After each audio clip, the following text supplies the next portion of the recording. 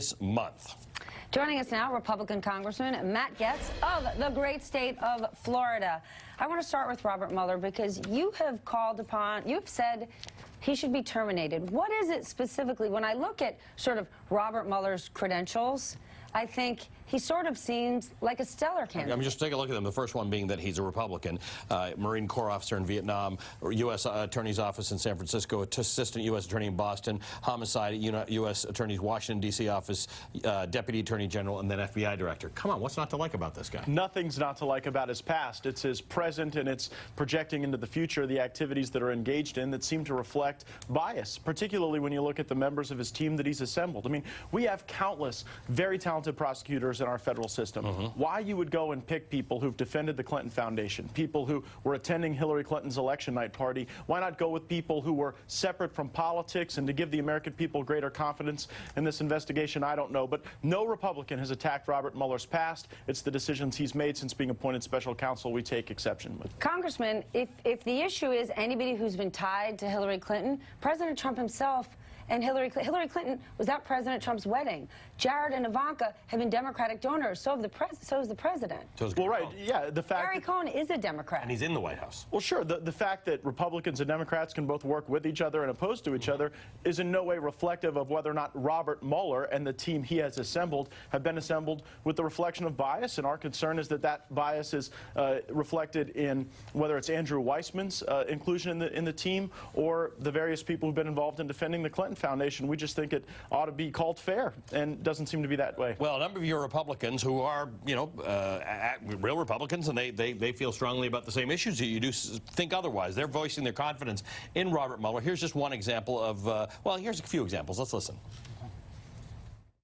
I think Mr. Mueller is the perfect guy to get to the bottom of all this, and he will. And I think my job, among others, is to give him the space to do it. I intend to do that. I've got legislation protecting Mr. Mueller, and I'll be glad to pass it tomorrow. It would certainly wouldn't hurt to put that extra safeguard in place, given the latest stories. Do you still trust, after all you've heard, do you still trust Special Counsel Robert Mueller to conduct a fair and unbiased investigation?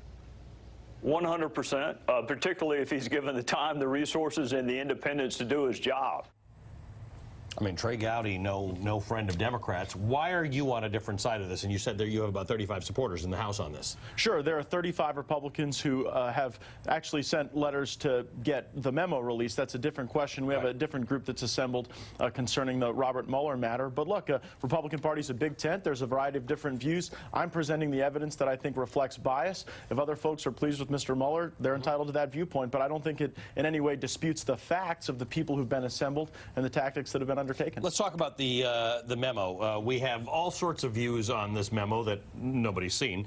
Not nobody, well, right? 190 Republicans have read it, and almost no Democrats have read it because Democrats have been boycotting, even going to read the memo. That seems to me to be pretty childish. Well, the Department of Justice says releasing it is extraordinarily reckless, and the president refers to the Department of Justice as my guys. So if his own Department of Justice says this is extraordinarily reckless, why is it a good idea to do it? Well, the Department of Justice hasn't even read the memo, so it'd be hard for them to determine what would or would not be reckless because they haven't seen it, and there are very good reasons why we can't show it to them. I think Devin Nunes has done a great job chairing the Intelligence Committee, leading this investigation. I trust his judgment. In leading the investigation. Oh, no, he is. He recused himself. Well, he had, because there were false charges that he had released classified information to the White House. There was an ethics investigation into that allegation. Mr. Nunes was completely cleared. So has he made a formal announcement that he has no longer recused himself? And Devin Nunes seems to be in full command and control of this investigation. I think that's a good thing. And all the allegations that were made against him, completely proven false, and he was completely cleared. And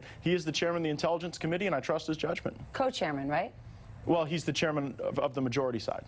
Let's talk about, on January 25th, you said that if we, on CNN, if we accept as a premise that members of Congress ought to take top secret documents and go start reading them on the floor of the House of Representatives, it will irreparably damage the sharing of intelligence and information. So how do you square that was on January 25th, with the idea that you want this document out there that the Justice Department, which is part of the executive, which really determines what's top secret and what's not, says don't let it go? Well, the Justice Department isn't at the top of the executive branch. The president is. My argument argument was that deviating from our normal processes, breaking the rules, just going rogue and reading this memo on the floor of the Congress, as Chris Cuomo had suggested during that interview, would be reckless. I support following the proper procedures that are laid out under the rules of the House that allow the president to be able to object to any declassification would be the right way to go. Ultimately, I think it's going to be good for the country if we have this memo out in public and we could debate its merits. We could come on this program and, instead of speaking in generalities, actually get into the specific actions that were taken, the facts that are laid out, and determine if that's the type of country we want to live in. But is it not a concern that what if